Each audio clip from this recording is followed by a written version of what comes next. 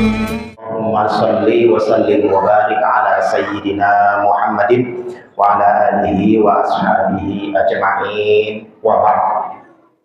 Ayyuhal hadirun wal hadirat wal jamaah rahimakumullah, urusi nafsi wa iyyakum bi taqwallah wa ta'atihi la'allakum tuflihun. Qala Allah Ta'ala fil Qur'anil Aziz, a'udzu billahi minasy syaithanir rajim. Syahrul Ramadan alladzi unzila fihi al-Qur'an hudan linnas wa bayyinatin minal huda wal furqan ila akhir ayat. Thumma qala an-nabiy sallallahu alaihi wasallam, man salaka tariqan yaltamisu fihi ilman sahalallahu bihi tariqan ilal jannah. Shadaqallahul azim wa shadaqa rasulul karim wa nahnu ala dzalika minasyahidin walhamdulillahirabbil alamin. Jamaah Bapak Ibu rahimakumullah, tema kultum ceramah tarawih pada kesempatan malam hari ini adalah keistimewaan nuzulul Quran.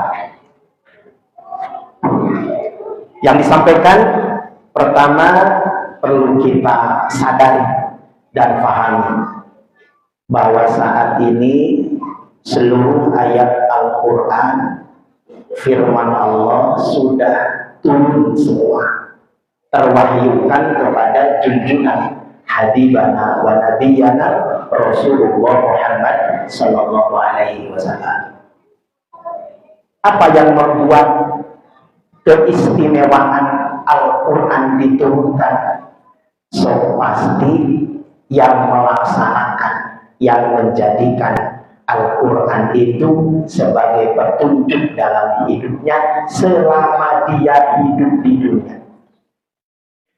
Kata siapa?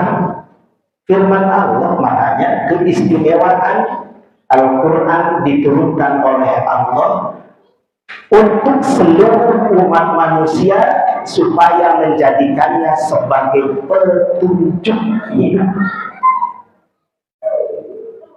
Salah satu hal yang kita sadari, kita tahu hari ini kita berada di bulan yang Allah muliakan pun karena istimewanya Al-Quran telah menunjuk ajari kita, sehingga kita berada di momen kemuliaan senantiasa siang dan malamnya. Maka bagi orang-orang mukmin tidak sak lagi, tidak ragu lagi. Ketika bulan suci Ramadan hadir, bergegas kita menyambutnya, bahkan kita berbahagia senantiasa. Karena setiap amal yang kita lakukan adalah berorientasi pada ridhonya Allah, dan Allah menjanjikan balasan berlipat ganda pahala. Makanya tadi kita hadir di masjid ini, pertama menunaikan sholat tahiyatul masjid ketika terburu, kemudian qobla isya, kemudian sholat isya berjamaah lagi, kemudian sholat sunnah tarawih. Qobla isya hukumnya sunnah, tahiyatul masjid hukumnya sunnah, isya, sholat isya hukumnya wajib berjamaah, dilanjutkan dengan zikir doa ba'diyah isya, sunnah hukumnya. Dilanjutkan takbir masjid, mempersiapkan sarana untuk ada taklim jelang sholat witir, dan hukumnya wajib. Bahkan Allah Subhanahu wa Ta'ala menjanjikan bagi siapa saja yang hadir di majelis ilmu dengan tenang, nyaman, dan menyimak apa yang tersampaikan di majelis itu, maka kemudian kata baginda Rasul, sahalallahu bihi tariqan ilal jannah, Allah akan mudahkan bagi mereka jalan menuju surga. Jadi tidak ada yang ini ada sunnah ini kan sudah biasa menerangkan ceramah, nanti aja deh. Ya, jadi tidak ada yang terlewatkan. Seluruh aspek kehidupan di dunia ini bagi orang-orang yang menatasnamakan dirinya sebagai manusia, maka kata Al-Quran, mereka terikat dengan aturan dan syariat Allah. Tetapi dampaknya bagi manusia berbuah pahala dan kebaikan dan terindikasi ibadah. Nah, oleh karena itu satu ayat Allah tadi disampaikan di mukadimah, Kenapa kemudian turunnya Al-Quran itu sesuatu yang paling istimewa bagi kita?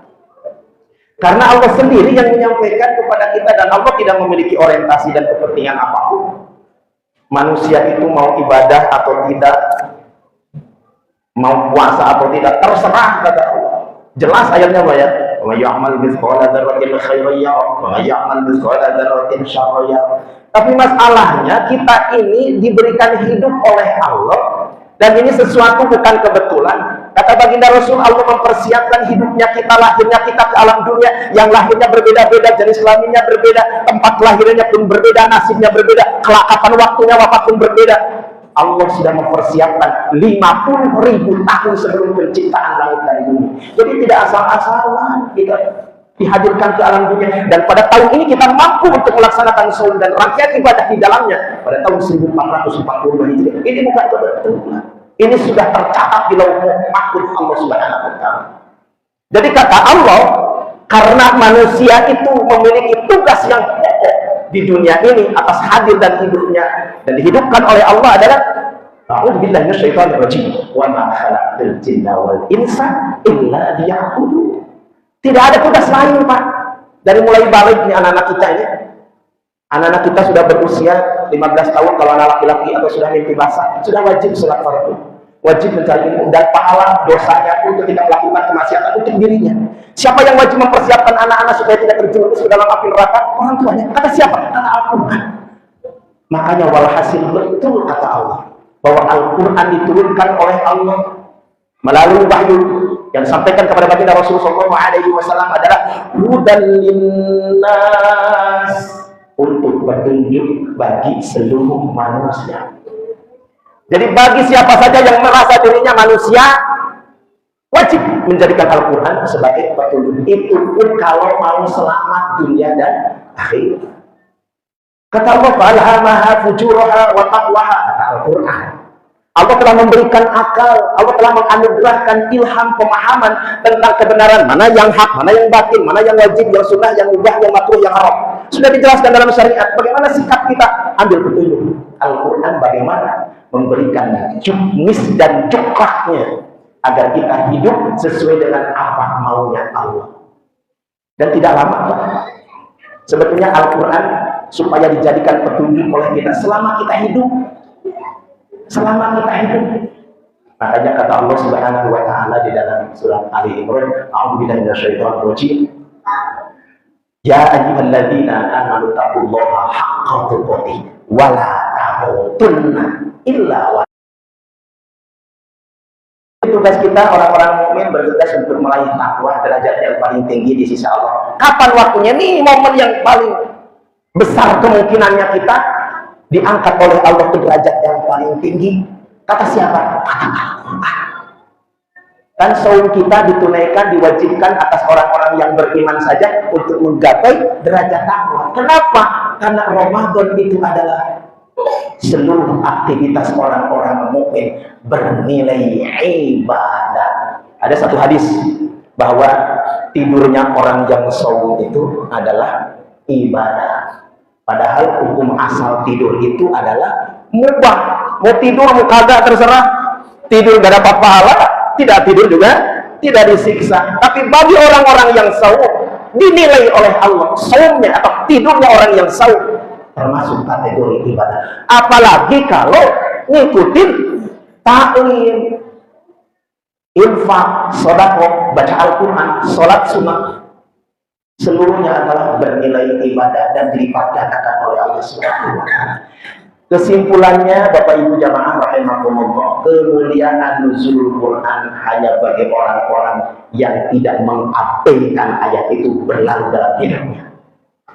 Karena notabene saat ini kita masih dapat ancaman dari baginda Rasul. Andaikan kita mengabaikan, termasuk orang-orang yang mengabaikan mahjuro terhadap Al-Quran, maka baginda Rasul mengidentifikasikan atau mengindikasikan orang tersebut sama dengan musuh baginda Rasul SAW.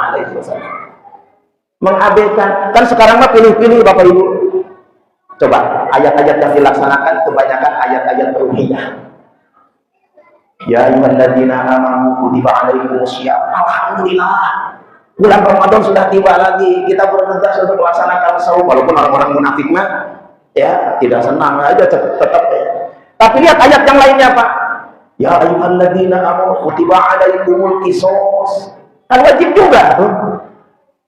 Hukum memberikan hukuman kepada orang-orang yang telah membunuh sesamanya tanpa alasan yang diperbolehkan syariat harus dihukum dengan hukum kisos. Kenapa? Supaya diampuni orang yang membunuhnya dan yang melaksanakan hukuman kisos itu berpahala di sisi Allah.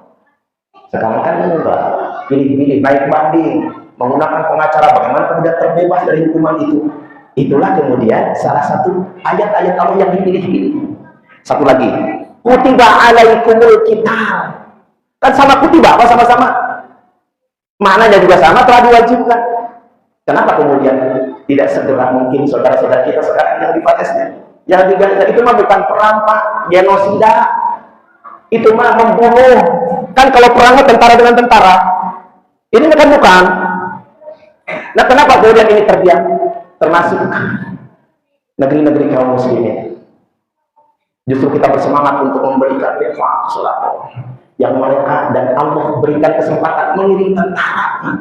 Mengirim tentara. Tapi ayat ini bukan tidak belum turun di dalam banyak sudah ada dalam Al-Quran, kita sering baca, tapi masih pelaksanaannya dipilih-pilih. Padahal info yang luar biasa, Tentara Nasional Indonesia saja misalnya itu tentara yang paling baik, terbaik, terperkasa, terkuat se-Asia Tenggara, nomor 4 se-Asia, nomor 15 se-dunia.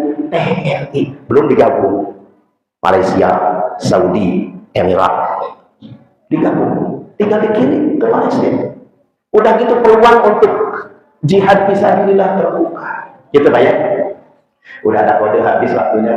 Padahal sebetulnya jamnya 1 jam ya. 1 jam kan? Peringatan nuzulul Quran deh. Iya.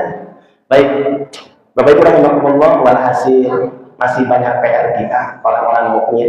Kita takut di hadapan Allah nanti. Allah akan memberikan sanksi kepada kita. Kenapa kemudian memilih-milih, memilah-milah ayat yang bisa dilaksanakan cuma ayat-ayat yang sesuai dengan keinginan dan kemampuan. Ya, mudah-mudahan bulan Ramadan tahun ini menjadikan motivasi bagi kita. Yuk kembali untuk taat kepada Allah dengan menjalankan seluruh ayat-ayat Allah. Tidak perlu dipilih-pilih karena seluruhnya sudah diturunkan ke langit dunia. Hadanallahu wa iyyakum ajma'in. Rabbana atina fid dunya hasanah wa fil akhirati hasanah wa qina adzabannar.